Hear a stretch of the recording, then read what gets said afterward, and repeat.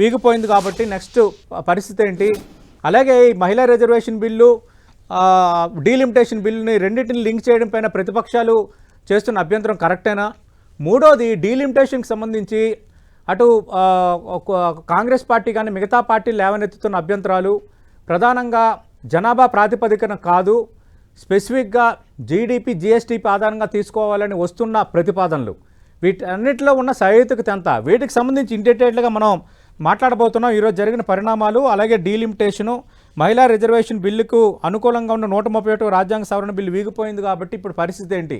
వీటన్నిటికి సంబంధించి మాట్లాడడానికి మనతో పాటు ఉన్నారు లోక్సత్తా వ్యవస్థాపక అధ్యక్షులు, మాజీ ఐఏఎస్ అధికారి, అలాగే సామాజిక రాజకీయ విశ్లేషకులు జయప్రకాష్ నారాయణ గారు. జయప్రకాష్ నారాయణ గారు నమస్తే సార్. నమస్తే సతీష్. జయప్రకాష్ నారాయణ గారు, ముందుగా మీకు ప్రత్యేక థ్యాంక్స్ సార్, ఎందుకంటే మీరు చాలాసేపు నుంచి వెయిట్ చేస్తున్నారు ఓపిక్గా. జయప్రకాష్ నారాయణ గారు, మనం చూసాం సార్, ఓటింగ్ జరిగింది, 131వ రాజ్యాంగ సవరణ బిల్లు వీగిపోయింది. ఈరోజు జరిగిన పరిణామాలపై ముందు మీ కామెంట్ ఏంటి? ఇప్పుడు ఈ బిల్లు వీగిపోయింది కాబట్టి ఇప్పుడు ఏం జరగబోతుంది సార్? దక్షిణాది రాష్ట్రాలకు గొప్ప అవకాశాన్ని వదులుకున్నాం. నిజంగా నేను నిన్న ఊహించాల సార్, మధ్య మార్గం అన్వేషించే ప్రయత్నం జరిగితే బాగుంటుందని ఆశపడ్డాను. 2026 జనాభా ప్రాతిపదికనైతే దక్షిణాది రాష్ట్రాలు నష్టపోతాయి. ఉదాహరణకి తమిళనాడుకి 8 సీట్లు తగ్గుతాయి ప్రస్తుతం ఉన్న లోక్సభ సంఖ్యలో చూస్తే. మరి కేరళకి 6 సీట్లు తగ్గుతాయి. ఉమ్మడి ఆంధ్రప్రదేశ్ రాష్ట్రం 2 రాష్ట్రాలు కలిపితే బహుశా 4 లేక 5 సీట్లు తగ్గుతాయి. కర్ణాటకకి 2 అనుకుంటా తగ్గుతాయి. కాబట్టి అలా కాకుండా ఇప్పుడు ఎన్ని సీట్లు ఉన్నాయో ఆ సీట్ల ప్రాతిపదికన లోక్సభ సంఖ్య పెంచేట్టయితే ఈ సీట్ల మీద 50% అందరికీ పెరిగట్టుగా అంకెలతో సహా చెప్పారు.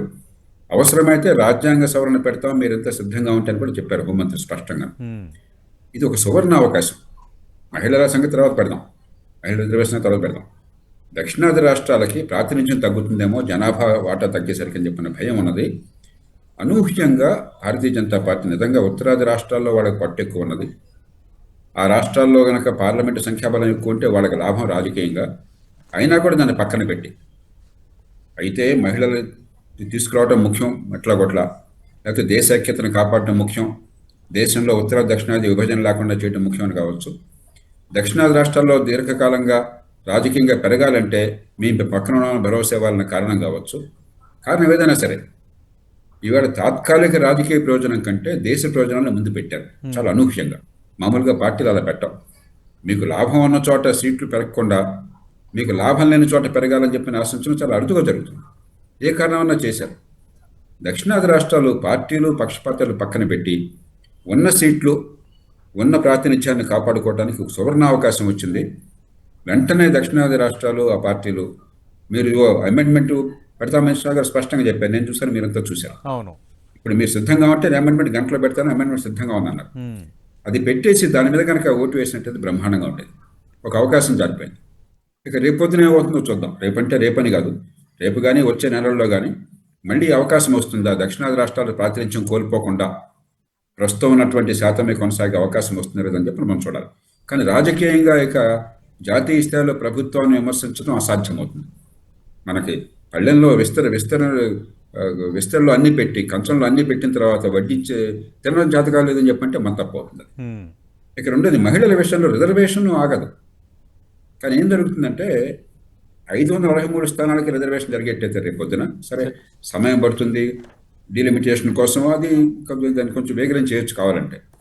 కానీ 563 స్థానాలు అంటే ఏమవుతుంది, ఉన్న స్థానాల్లో ఒక 181 182 మగవాళ్ళు ప్రస్తుతం ఆక్యుపై చేస్తూ ఎక్కువగా మగవాళ్ళు ఉన్న స్థానాలు మహిళలకు కేటాయించడం జరుగుతుంది. మన మగమహారాజులు ఊరుకుంటారా?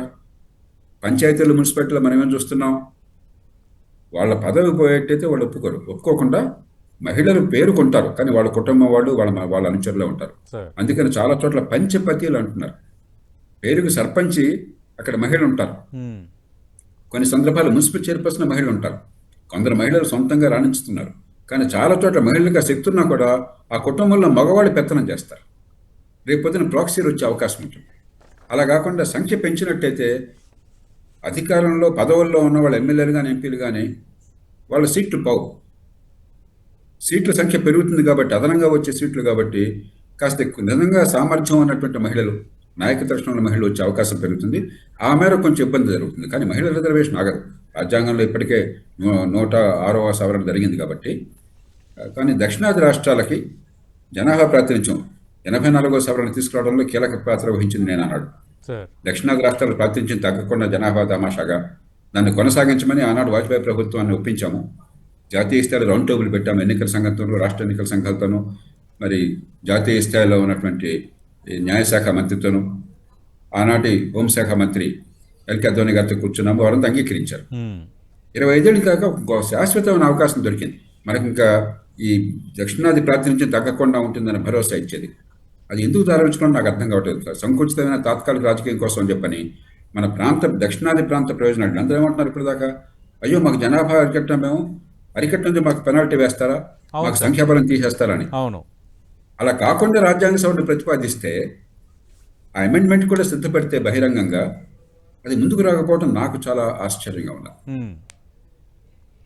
అంటే కారణాలు ఏమై ఉండొచ్చు సార్, ఎందుకు ముందుకు రాలేదు అని? అంటే ఈ గత వారం రోజులుగా లేవనెత్తున్న అభ్యంతరాలే కారణమా, వేరే ఇతర రాజకీయ కారణాలు ఏమైనా ఎక్స్పెక్ట్ చేయొచ్చా? ఆ అభ్యంతరాలని నిన్నటితో పట్టాపంచలైపోయినాయి. Thank you. 16 का जिक्र आपने किया था, क्या है? देखा मोदी जी का चेहरा देखा आपने? 16 का क्या मतलब है?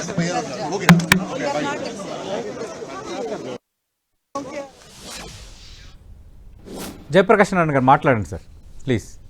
బీసీ రిజర్వేషన్ ఇవ్వటం లేదు మహిళలకి, ముస్లిం రిజర్వేషన్, ముస్లింకి బీసీలకి కోటా లేనప్పుడు ఇంకా మహిళల కోటా ఎట్లా వస్తుంది? जनगणना पर चले जिसमें ओबीसी शामिल भी नहीं है, तो ये मुमकिन ही नहीं था कि ये बिल पारित हो। और मेरे ख्याल से हमारे देश के लोकतंत्र के लिए, हमारे देश की अखंडता के लिए ये एक बहुत बड़ी जीत। मैम कांग्रेस की क्या रणनीति होगी? जिस तरह वो कह रहे हैं कि महिला सरकार बार-बार ये कह रही है कि महिला विरोधी चेहरा कांग्रेस का। मैम महिला विरोधी माइंडसेट की जिस कह रहे हैं, जो गृह मंत्री ने भी बोला, महिला विरोधी माइंडसेट की वो कह रहे हैं जिन्होंने हाथरस में कुछ नहीं किया, जिन्होंने उन्नाव में कुछ नहीं किया, जिन्होंने मणिपुर की महिलाओं के लिए कुछ नहीं किया, जिन्होंने खिलाड़ियों के लिए कुछ नहीं कहा, ये कह रहे हैं कि हमारा विरोधी माइंडसेट है महिलाओं का।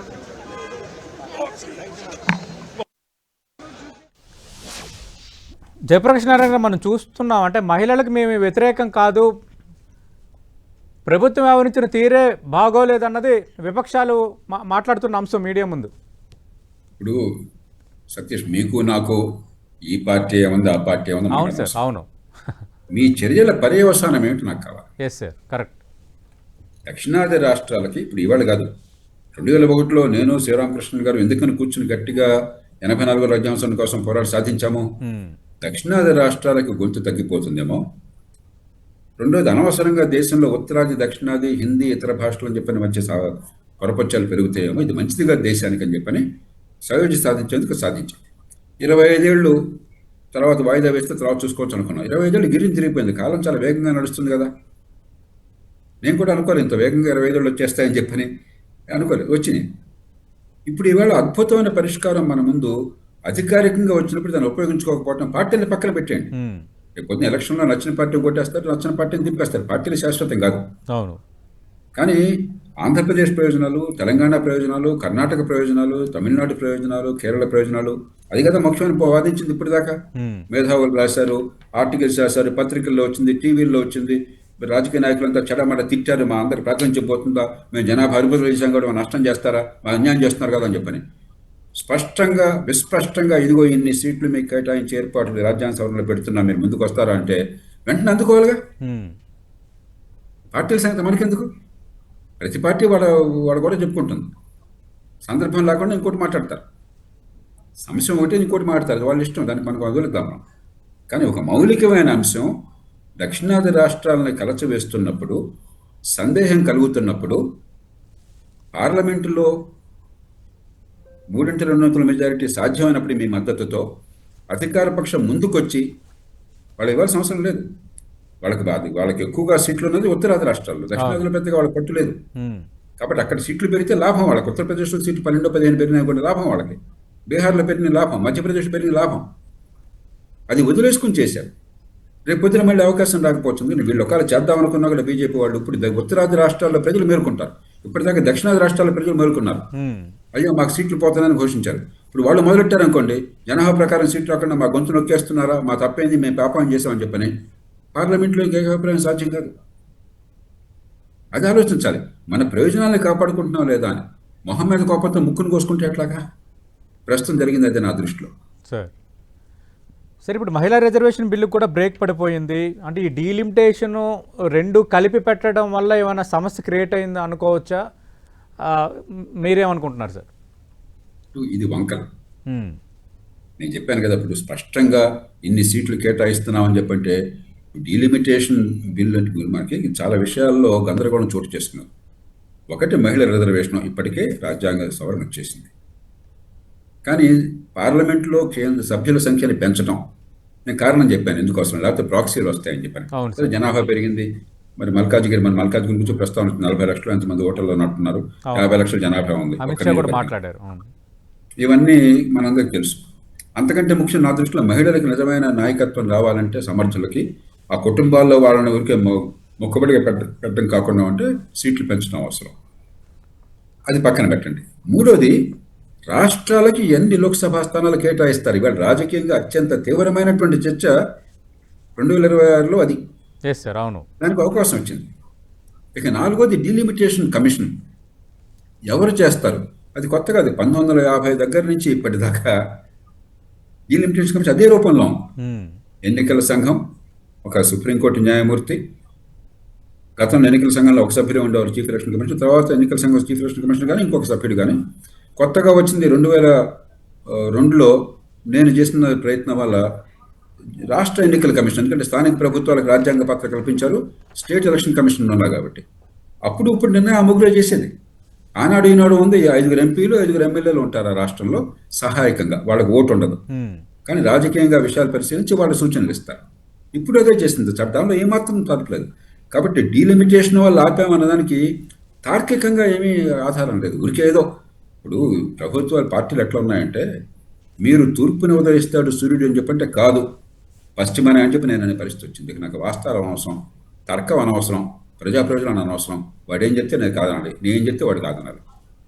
దాని రాజకీయానికి దక్షిణాది రాష్ట్రాలు బలయ్యే ప్రమాదం ప్రస్తుతం.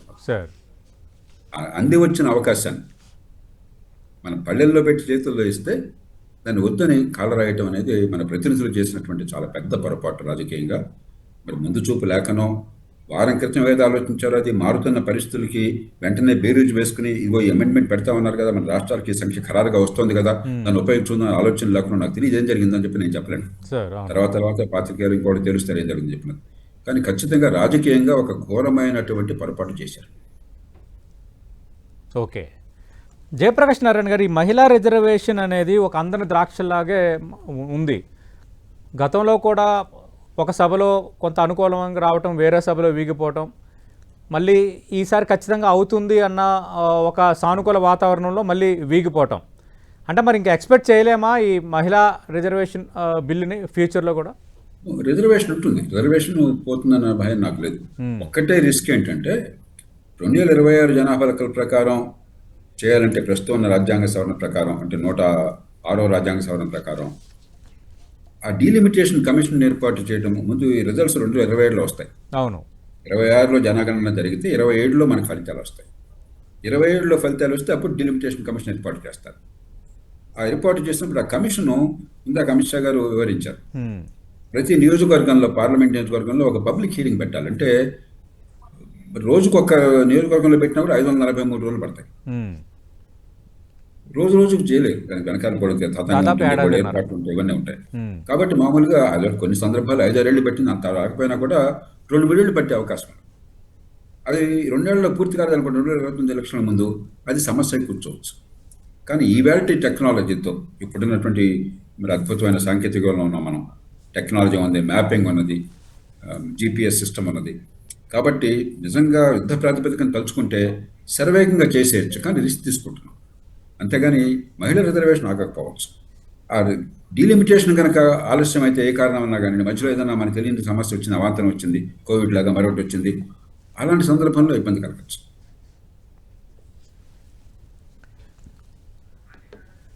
సార్, ఇప్పుడు ఈ నియోజకవర్గాల పెంపు అనేది పూర్తిగా ఇంకా వెనక్కి వెళ్ళినట్టే కదా. అంటే ప్రధానంగా వ్యతిరేకించడానికి గల కారణాలని జనాభాకే ముడిపెట్టారు. అంటే గతంలో జనాభా తగ్గించుకోవాలి అనేది ఒక ప్రొపోర్షనేట్గా ఉండేది, అది ఒక క్రైటీరియాగా ఉండేది. దాన్ని ఫాలో అయినందుకు మాకు ఇదే బహుమానమా, జనాభా ప్రాతిపదికన అక్కడ సంఖ్య పెంచుతారు, ఇక్కడ సంఖ్య తగ్గిస్తారు అన్నది అదే తెలంగాణ ఆ ముఖ్యమంత్రి సమస్యని రేవంత్ రెడ్డితో పాటు పూర్తిగా- ప్రతి ఒక్కరు లేవనెత్తిన అంశం. అది ఆ కరెక్టేనా ఆ వాదన? సమస్యని ఈ 3 నెలల నుంచి కొన్ని నెలల నుంచి ఈ సందేహం ఉంది. 3 నెలలు 2-3 ఏళ్ల నుంచి చాలా మంది ఆలోచిస్తున్నారు. ఆలోచన పరులు ఉత్తరాది దక్షిణాది వైమనస్యాలు వస్తాయి, దక్షిణాదికి ప్రాతినిధ్యం తగ్గుతుందేమో, నష్టపోతామన్న సందేహం అందరినీ పీడిస్తున్నారు. దానికి పరిష్కారాన్ని వాళ్ళందరికీ వాళ్ళు ముందుకొచ్చి ఉన్న పాత 1977 జనాభా ప్రకారం మనకున్న ప్రాతినిధ్యం ఏమీ తగ్గకుండా ఏర్పాట్లు చట్టబద్ధంగా రాజ్యాంగబద్ధంగా చేయడానికి ముందుకొచ్చినప్పుడు దాన్ని ఎందుకు అందుకోలేదు? సిరిరా మోకాలడ్డు వారు ఎవరని మనకు పద్యం ఉన్నది. లక్ష్మీదేవి ఇంటికి వస్తానని చెప్పంటే పట్టుకుంటాం మనం ఏది కోరుకుంటున్నామో అది వాళ్ళు సిద్ధపడి అధికారికంగా రాజ్యాంగ సవరణలో పెట్టడానికి సిద్ధపడితే రాజకీయ కారణాల వల్ల వాడేవాడు చేస్తున్నాడు కాబట్టి వాడు ఆపాలని పాతకాలం పంచాయతీ రాజకీయాల్లాగా వేరే వాడు సర్పంచుకున్నంతకాలం జరగడానికి వీలని చెప్పిన మనం ఒక అడ్డుపెట్టడం ధర్మం. కాబట్టి మనం ఈ స్వల్ప సంకుచిత రాజకీయాల కారణంగా దక్షిణాది రాష్ట్రాల ప్రయోజనాలను బాగా దెబ్బకొట్టాం. చాలా పెద్ద రిస్క్ తీసుకున్నాం. రేపొద్దున ఏమవుతుందో మనం చెప్పలేం. అంటే ఒక రకంగా డీలిమిటేషన్ జరిగితే ఆల్రెడీ ఉత్తరాది రాష్ట్రాల్లో ఎక్కువ సీట్లు ఉన్నాయి కాబట్టి, రాష్ట్రాలకు నియోజకవర్గాలు ఎక్కువ ఉన్నాయి కాబట్టి అక్కడ పెరుగుతుంది. ఇక్కడ పెరిగినా కూడా వాళ్ళ సంఖ్య మెజార్టీ అవుతుంది అన్నది ఇప్పుడు కొందరు వ్యతిరేకించిన వాళ్ళు తెర ముందుకు తెచ్చిన అంశం సార్. మెజారిటీ ఎప్పుడైనా అక్కడే ఉంటుందయ్యా. సంఖ్యాబలం అక్కడ ఉంది. వేళ కాదు 1947 నుంచి అట్లా ఉంది సార్. ఇప్పుడు 543 స్థానాల్లో మనకుంది 129. Correct sir. మెజారిటీ అది. అవును. కాబట్టి మీ సంఖ్యని బట్టి ఉంటుంది. కానీ దక్షిణాదికి 270 అడుగుతారు మీరు 540లో, అది ఎట్లాగో లేదు కదా. అవును. మీకున్న వాటా కొనసాగుతుంది, ఆస్తిలో వాటా కొనసాగుతుంది, తగ్గదు. రాజ్యాంగం ప్రకారం తగ్గాలి. జనాభా లెక్కల ప్రకారం వాళ్ళ జనాభా శాతం పెరిగింది కాబట్టి, మన జనాభా శాతం తగ్గింది కాబట్టి మనకి ఆస్తిలో వాటా తగ్గాలి. అంటే రాజకీయ ఆస్తిలో వాటా ప్రాతినిధ్యం తగ్గాలి. తగ్గకుండా ఏర్పాట్లకి రాజ్యాంగ సవరణకు ముందుకు వచ్చామని స్పష్టంగా చెప్పారు. ఇప్పుడు మీరు ఓకే అంటే ఆ బిల్లుకి మీరు అనుకూలంగా ఉంటామంటే మేము ఇప్పుడు తీసుకొస్తాం గంటలో అని చెప్పి 2 సార్లు అన్నాడు. నేను స్వయంగా చూశాను, మీరంతా చూసుంటారు. లేదు సార్, అన్నారు సార్. అవును, కరెక్ట్. మరి అప్పుడు దాన్ని ఎందుకు అనుకోలేదు? మరి అసలు ఒక మరుక్షణం లేచి ఇప్పుడు తీసుకురంటే మీరు రెడీ అనాలా? ఇంకో ఆలోచన ఉండకూడదు అసలు. అంటే మీకు ప్రజల ప్రయోజనాలు, దక్షిణాది రాష్ట్రాల ప్రయోజనాలు, జనాభా అదుపు చేసిన రాష్ట్రాల ప్రయోజనాల కంటే రాజకీయంగా ఏదో పైచేయి సాధించాలి, వాడిని దెబ్బ కొట్టాలనేది మొహం మీద కోపంతో ముక్కుని కోసుకున్నట్టే. అది నేను చెప్పాను సార్. వాళ్ళు కనుక అలా కాదు జనాభా ప్రకారమే జరుగుతుంది అన్నారు అనుకోండి, మరి మాకు కష్టంగా ఉంటుందండి. మధ్య మార్గానికి రావాలి కదా, అందరిని కూర్చోబెట్టి చేయాలి కదా, మీరు హడావుడిగా చేస్తే ఎట్లా అనేది చాలా సరైనటువంటి విమర్శ. నేను కూడా చెప్పాను, మీరు ఒక పరిష్కారం ప్రజల ముందు పెట్టకుండా, అందరికీ సమ్మతం కాకుండా మీరు ఏదో చేసేస్తామని చెప్పండి ధర్మం కాదు. అది ఒక కమిటీ, చీఫ్ మినిస్టర్లో ముఖ్యమంత్రుల కమిటీ ఒకటి పెట్టండి అని చెప్పాను. కానీ మనం ఏం కోరుతున్నామో అది చేసేస్తామన్న కమిటీ లెక్కర్లేక దానికి నేను ఊహించలా. నిన్న మధ్యాహ్నం నేను ఊహించలా. అధికార పక్షం దక్షిణాది రాష్ట్రాలకి ప్రస్తుతం ఉన్నటువంటి సంఖ్యాబలానికి అదే నిష్పత్తిలో పెరిగినా ఇలా ఉన్నా కూడా అదే నిష్పత్తి కొనసాగుతుందని నిర్నిబంధమైనటువంటి ఏర్పాటు చేస్తారని నేను ఊహించాలి. అనూహ్యమైనటువంటిది. దాన్ని వెంటనే అందుకోవాలా. అరే నీకు ఇచ్చేస్తానా, అది కావాల్సిందని చెప్పండి, నాకు వద్దని ఎట్లా అంటే, నువ్వు ఇస్తానంటే నేను తీసుకుంటానంటే పరిస్థితి ఎట్లా వచ్చింది? చాలా విచిత్రంగా లేదు సార్.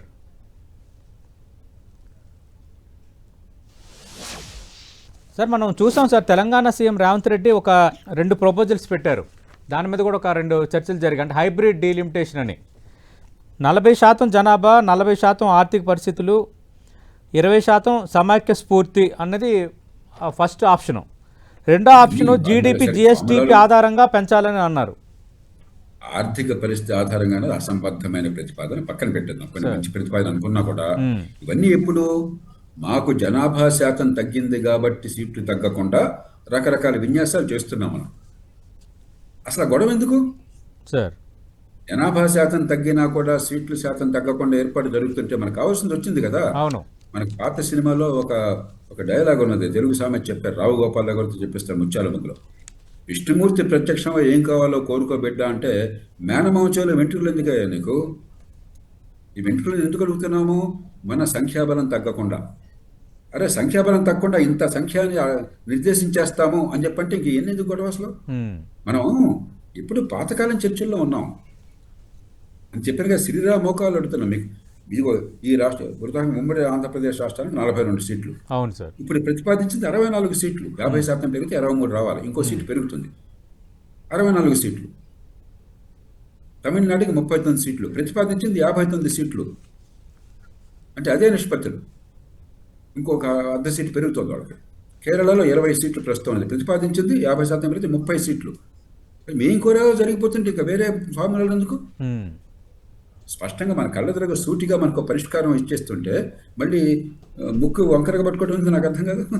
అవన్నీ అది జరగకపోతే ఎట్లాగొట్లా విన్యాసాలు మనం ఎలా మన ప్రయోజనం, మన ప్రాంత ప్రయోజనాన్ని కాపాడాలని చెప్పని అవి కాపాడేస్తున్నాం అని చెప్పని స్పష్టంగా హామీ ఇచ్చేసారు. రాజ్యాంగ సభలు పెడతా ఉన్నారు, మనం వద్దన్నాం. ఇది ఆ విచిత్రం నాకు అర్థం కావట్లేదు. దాని వెనక లాజిక్ ఏ రకంగా అర్థం కావట్లేదు. సరే విన్యాసాలు చేస్తాం, రకరకాల విన్యాసాలు చేస్తాం. గతంలో మహిళా రిజర్వేషన్ ఎందుకు ఆపారు? ముస్లిం రిజర్వేషన్ ఉంటుంది. ముస్లింకి మహిళల సంబంధం ఏంటి? ముస్లిం రిజర్వేషన్ తప్ప రాజ్యాంగంలో అసలు బీసీ రిజర్వేషన్ లేవని చించేశారు. అవన్నీ వంకలు. కాబట్టి వంకల్ని మనం సీరియస్గా పట్టించుకునేట్లాగా ఇక్కడ ఇది నిజం, ఇది విస్పష్టమైనటువంటిది. ఒక అద్భుతమైన అవకాశం దక్షిణాది రాష్ట్రాలకు వచ్చింది. దాన్ని దక్షిణాది రాష్ట్రాల ప్రతినిధులు, పార్టీలు వదిలేసుకున్నారు. ఇది వాస్తవం. సార్ ఇప్పుడు ఏం జరగచ్చు సార్? What next? ఎందుకంటే 2029 వరకు ఎన్డీఏ ప్రభుత్వం ఉంది. తర్వాత ఎన్నికలు జరిగేటప్పుడు రాజకీయంగా వీళ్ళ మీద వాళ్ళు, వాళ్ళ మీద వీళ్ళు నిందలేసుకుంటారు. ఎవరి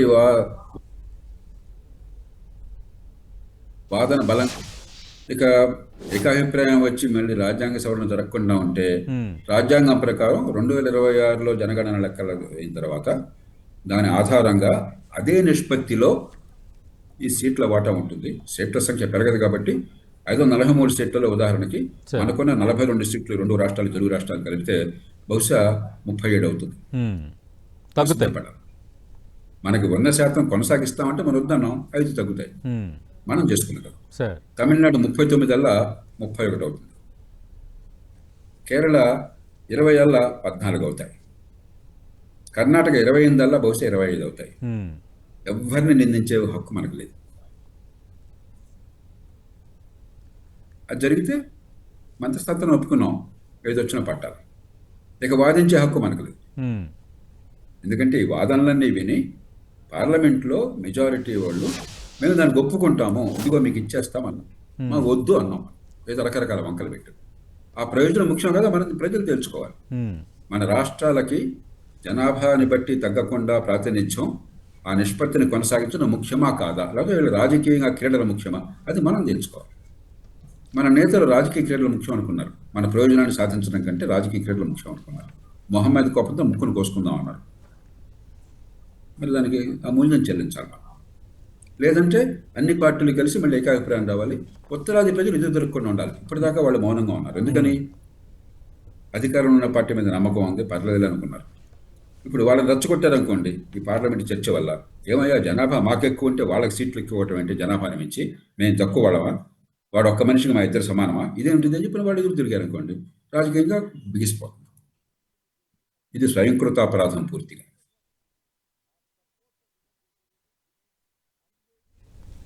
జయప్రకాష్ నారాయణ గారు, మీరు అన్నట్టుగా అమిత్ షా ప్రకటించారు కదా, అంటే జనగణన వెంటనే కులగణన అయిపోతే పూర్తి వివరాలు వస్తాయని. అంటే వెంటనే కులగణనకి దానికి సంబంధం లేదు. కులగణన ఊరికే మిగతా విషయాలు. అవును సార్. బీసీలకు కులగణన కావాలని చెప్పి నేను దానికి వ్యతిరేకం. దానికి రిజర్వేషన్లకు సంబంధం లేదు. అవును, రిజర్వేషన్లు వ్యక్తులను బట్టి ఉంటే, వ్యక్తికి ఉన్న సర్టిఫికేట్ బట్టి ఉంటుంది. రిజర్వేషన్ దానివల్ల పెరగదు, తగ్గదు. ఎందుకు? రాజకీయం చేయడం కోసం చేసాం. సరే వాళ్ళు కాదనేలాగా చేశారు. దానికి దీనికి సంబంధమే లేదు అసలు. కులగణనకి, మహిళల రిజర్వేషన్కి, లేదా ప్రాతినిధ్యం పెంచడానికి, లేదా రాష్ట్రాలకి ప్రాతినిధ్యాన్ని పంచడానికి ఏమాత్రం సంబంధం లేదు.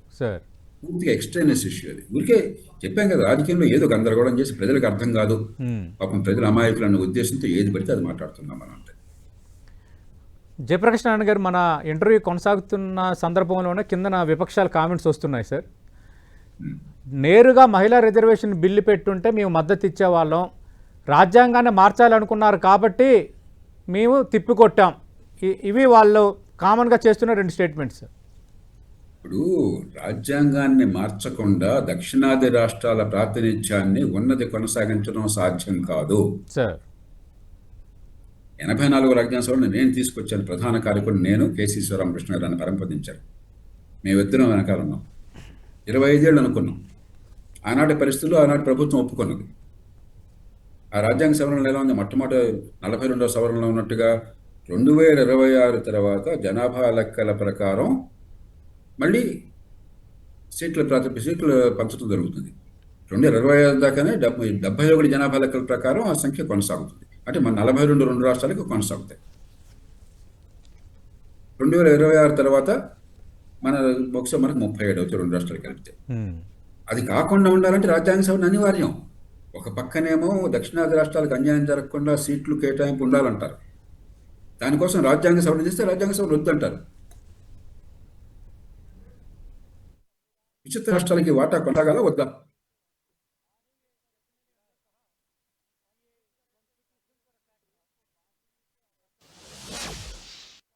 హలో కాబట్టి రాజకీయంగా ముందు చూపు లేకుండా చేశారు. సార్ ఇప్పుడు రాజకీయంగా కొన్ని పార్టీలు వ్యవహరించిన తీరు, ఒక గోల్డెన్ ఛాన్స్ని మిస్ అయిపోయిందన్న ఒక వాతావరణం, దానికి సంబంధించి మాట్లాడారు. రాజకీయంగా పబ్లిక్ ఎట్లా తీసుకుంటారు సార్? ఈరోజు జరిగిన పరిణామాలని పబ్లిక్ లార్జర్ సెన్స్లో ఎట్లా తీసుకునే ఛాన్స్ ఉంది సార్? అంటే మన దేశంలో సతీష్ బహిరంగ చర్చ చాలా గందరగోళం. దున్నపోతేనిందని దూడన కట్టామని, ఇదిగో పులంటే అదిగో తోక. కాబట్టి మీడియాలో నిజాయితీని చర్చ జరుగుతుందా లేదా, ఆయా పార్టీలు వారి వాదనని ఏ రకంగా వినిపిస్తారు, ఆ వినిపించేది ప్రజలకు అర్థమవుతుందా లేదా, దాన్ని బట్టి ఆధారపడుతుంది.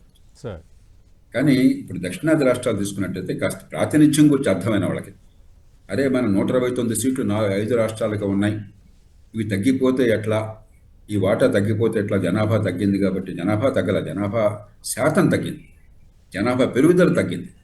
కాబట్టి దేశ జనాభాలో మన వాటా తగ్గింది కాబట్టి సీట్లు తగ్గితే మనం నష్టపోతామని చెప్పి చాలామంది ఆందోళన పడుతున్నారు. అలా ఆందోళన పడే వాళ్ళందరికీ చాలా స్పష్టంగా అర్థమవుతుంది. వాళ్ళ పార్టీలు నరేంద్ర మోదీకి వ్యతిరేకమా అనుకూలమా అన్న పిచ్చి నుంచి బయటపడి మనకి లాభమా నష్టమా అని ఆలోచించే వాళ్ళందరికీ తెలుస్తుంది. అది ఆలోచించే వాళ్ళు 100కి 100 మంది లేరు కదా. మన దేశంలో 100కి 100 మంది ఉంటే దేశ రాజకీయం ఇట్లా ఉండదు. 100కి 70-80 మందికి శాతం అంటే తెలియని దేశంలో ఉన్నాం మనం. ఒక శాతం కట్టమంటే అదేంటో తెలియని దేశంలో ఉన్నాం. 10వ తరగతి చదువుకున్న తర్వాత శాతం అంటే తెలియదు చాలా మందికి. కాబట్టి అలాంటి దేశంలో అందరి మీద ప్రభావం ఉండదు, కానీ కొందరి మీద గణనీయమైన ప్రభావం ఉంటుంది. కాస్త ఆలోచించేవాళ్ళ మీద కొంచెం మనం కులాలు, పార్టీలు, మతాలు పక్కన పెట్టేసి కొంచెం మన ప్రయోజనాల గురించి ఆలోచించినట్టయితే ఆ మేరకు ప్రభావం ఉంటుంది. అది సరిపోతుందా లేదా అనేది రాజకీయ ఎన్నికల్లో ఫలితాలు రకరకాల ప్రయోజనాల వల్ల ఉంటాయి.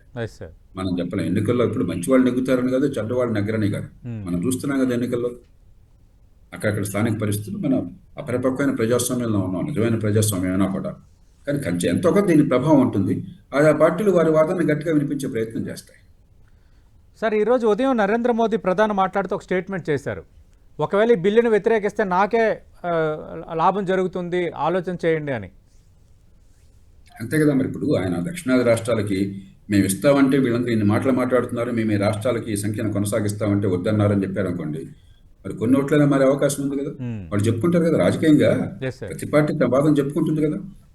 అలాగే మహిళలకి మరి నిజమైన నాయకత్వం రావాలంటే సీట్ల సంఖ్య పెంచకపోతే మగ మహారాజులు వాళ్ళ కుటుంబాలను పెడతారు. అలా కాదు, సమర్థుల్ని మంచి వాళ్ళని పెట్టాలనే ఉద్దేశంతో, కొత్త నాయకత్వం రావాలనే ఉద్దేశంతో మేము పెడుతున్నాము.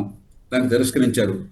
రేపొద్దున ఎన్నికల్లో పోటీకి పెట్టినప్పుడు కూడా సంప్రదాయ పార్టీలు ఏం చేస్తున్నాయి, మనకి సీట్ ఏమన్నా వస్తే వాళ్ళ కొడుకులు, వాళ్ళ కూతుళ్ళు, ఇక్కడ మహిళలు అంటే వాళ్ళ కూతుళ్ళు, వాళ్ళ కోడళ్ళు, వాళ్ళ భార్యలు వాళ్ళకే ఇస్తారు.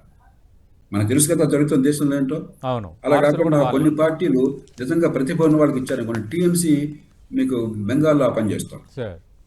పార్టీ ఎన్డీఏ పార్టీ వేరే పార్టీ పక్కన పెట్టండి, టీఎంసీ బెంగాల్లో మహిళల ప్రాతినిధ్యం ప్రత్యేకంగా ఏర్పాట్లు చేస్తాం. అలా చేసిన పార్టీలు మంచి నాయకత్వాన్ని తీసుకొచ్చి కుటుంబం కారణంగా, వారసత్వం కారణంగా భర్త చోటన భార్యనో లేకపోతే తండ్రి చోటన బిడ్డనో కాకుండా తీసుకొచ్చారు అనుకోండి, సహజంగా ప్రచారం చేసుకుంటారు. వాళ్ళకి హక్కు ఉండదు. అది న్యాయమైన ప్రచారం. ఎలాంటి నాయకత్వాన్ని తెచ్చామో చూడండి, వాళ్ళు మొక్కుబడిగా తీసుకొచ్చారు మహిళల పేరు చెప్పి. మేము అట్లా కాదని చెప్పారు అనుకోండి, రాజకీయంగా ప్రభావం ఉంటుంది. అది ధర్మమైన పోరాటం, ఆ హక్కు ఉన్నది అలా చేసేవాళ్ళకి. Okay. Right, thank you Jayaprakash Narayana గారు. మీరు అన్నట్టుగా నిజంగా దక్షిణాది రాష్ట్రాలు గోల్డెన్ ఛాన్స్ మిస్ చేసుకున్నాయా?